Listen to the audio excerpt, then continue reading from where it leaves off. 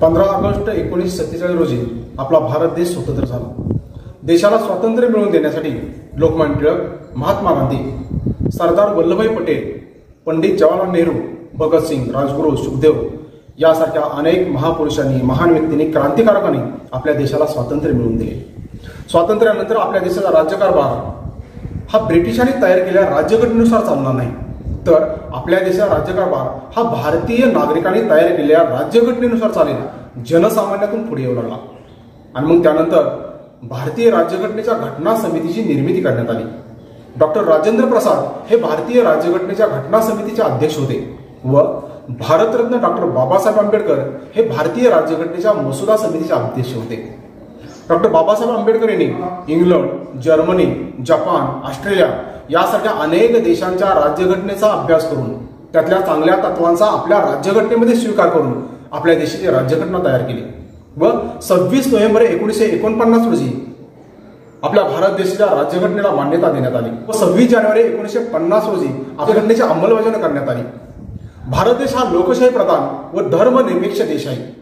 मग या लोकशाही प्रधान धर्मनिरपेक्ष देशाने आपल्या देशाच्या नागरिकाला मूलभूत हक्क दिलेले आहेत। नागरिकांचे मूलभूत हक्क यामध्ये समानतेचा हक्क, स्वातंत्र्याचा हक्क, धर्म स्वातंत्र्याचा हक्क, शोषणाविरुद्धचा हक्क, सांस्कृतिक व शैक्षणिक हक्क, न्यायालयाकडे दाद मागण्याचा हक्क या मुद्द्यांचा आपण या ठिकाणी विचार करणार आहे। समानतेचा हक्क कलम 14 ते 18। कलम 14 नुसार कायद्यापुढे समानता। भारतीय राज्यघटनेने या देशातल्या सर्व व्यक्ती कायद्यापुढे समान आहेत। त्यामध्ये कोणतीही जात, धर्म, पंथ, वंश, लिंग, स्त्री, पुरुष, गरीब, श्रीमंत असा कोणताही भेदभाव न करता सर्व व्यक्ती या कायद्यापुढे समान आहेत। कलम 15 धर्म, जात, वंश, लिंग, जन्मस्थान या कारणाने कोणत्याही व्यक्तीमध्ये करता येणार नाही। कलम 16 सार्वजनिक रोजगाराबाबत समान संधी। ज्या व्यक्तीमध्ये क्षमता आहे, ज्या व्यक्तीमध्ये कौशल्य आहेत, अशी कोणतीही व्यक्ती स्वतःचा व्यवसाय सुरू करू शकते व त्यातून स्वतःची प्रगती करू शकते। या देशातल्या कोणत्याही महत्त्वाच्या पदापर्यंत पोहोचवण्याचा हक्क हे भारतीय राज्यघटनेने या देशातल्या प्रत्येक व्यक्तीला दिलेले आहे। कलम 17 अस्पृश्यता पाळणे कायद्याने गुन्हा आहे, त्यामुळे समाजामध्ये कोणताही भेदभाव करता येणार नाही। कलम 17 नुसार अस्पृश्यता पाळणे हा कायद्याने गुन्हा आहे।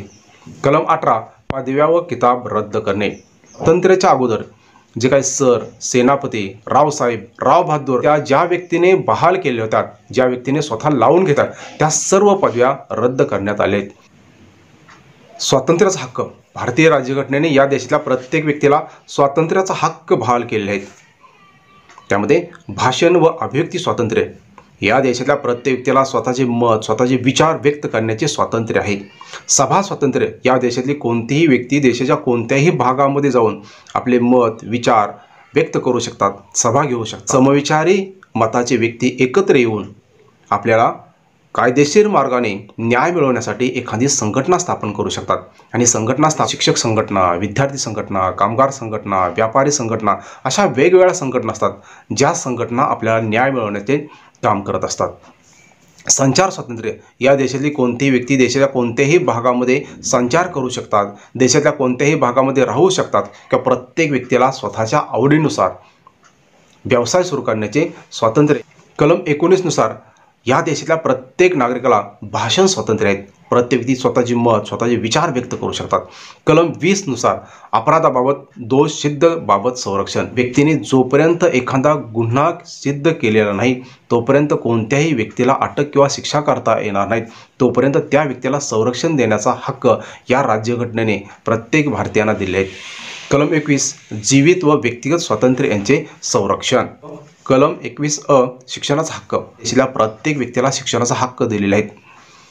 कलम 45 नुसार 6 ते 14 वयोगटातील प्रत्येक बालकाला शिक्षण हे मोफत आणि सक्तीचे करण्यात आलेले आहे। कलम 22 अटक व स्थानाबद्दल, जोपर्यंत एखाद्या व्यक्तीने गुन्हा केलेला आहे, हा गुन्हा सिद्ध होत नाहीत तोपर्यंत कोणत्याही व्यक्तीला अटक करता येणार नाहीत। शोषणाविरुद्धचा हक्क कलम 23 ते 24, कोणत्याही व्यक्तीचं आपल्याला विनाकारण शोषण करता येणार नाही। कलम 23 नुसार क्रिया, विक्रिया व वेठ बिघारे याविरुद्ध न्याय मागण्याचा हक्क, या देशातल्या कोणत्याही व्यक्तीची माणसाची आपल्याला विक्री करता येणार नाही किंवा एखाद्या व्यक्तीला आपल्याला वेठ बिघारे किंवा गुलामासारखं त्याला राबवता येणार नाहीत। कलम 24 नुसार बाल कामगाराला कामावर ठेवण्यास सक्त मनाई आहे. आपण आपल्या देशातले आपल्या भागामध्ये अनेक ठिकाणी पाहत असतो की एखादा बाल कामगार असेल, तो हॉटेलमध्ये काम करत असतो, वीटभट्टी असेल, एखादा छोटा उद्योग असेल, या उद्योगामध्ये अनेक ठिकाणी बाल कामगार असतात. असे बालकाम हा कायद्याने गुन्हा. धर्म स्वातंत्र्याचा हक्क कलम 25 ते 28. 25 धर्म स्वातंत्र्याचा हक्क. भारतीय राज्यघटनेने या देशाला प्रत्येक धर्माला स्वातंत्र्याचा हक्क दिले आहेत.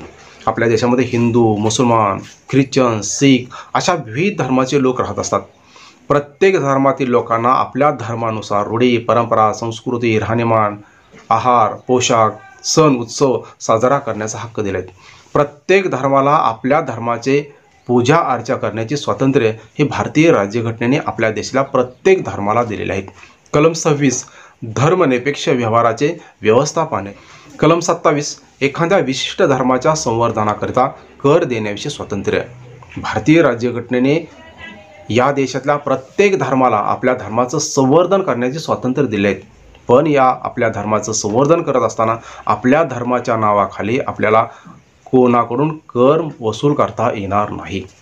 कलम 28 शैक्षणिक संस्थांना धार्मिक शिक्षण देता येणार नाही. जर एखादी धार्मिक शिक्षण संस्था असेल, जर एखादी शैक्षणिक संस्था असेल आणि ती शैक्षणिक संस्था जर सरकारकडून अनुदान घेत असेल तर त्या शैक्षणिक संस्थांना आपल्या शैक्षणिक संस्थेमध्ये कोणत्याही प्रकारचं धार्मिक शिक्षण देता येणार नाही. सांस्कृतिक व शैक्षणिक हक्क कलम 29 ते 30. कलम 29 नुसार अल्पसंख्याक वर्गाच्या हितासंबंधीचे संरक्षण. याच्यामध्ये जे काय अल्पसंख्याक वर्ग असेल, अल्पसंख्याक असेल त्यांचे संरक्षण करण्याचा हक्क त्यांना दिलेला आहे. कलम 30 नुसार अल्पसंख्याक व्यक्तींना शैक्षणिक संस्था स्थापन करण्याचा हक्क. भारतीय राज्यघटनेने या देशातले जे काही अल्पसंख्याक असतील या अल्पसंख्याक व्यक्तींना आपल्या समाजामध्ये शिक्षणाचा प्रचार आणि प्रसार करण्यासाठी, आपल्या समाजामध्ये समाज जागृती करण्यासाठी या व्यक्तीला शैक्षणिक संस्था स्थापन करण्याचा हक्क दिलेला आहे. घटनात्मक हक्क उपायांचा हक्क कलम 32. कलम 32 नुसार मानवीय हक्कावर गदा आणल्यास त्या संदर्भात सर्वोच्च न्यायालयाकडे दाद मागता येईल. आपल्या देशातल्या कोणत्याही व्यक्तीला जर आपल्यावर अन्याय होत असेल असं वाटत असेल तर या देशातली कोणतीही व्यक्ती आपल्याला न्याय मिळवण्यासाठी सर्वोच्च न्यायालयाकडे जाऊ शकते.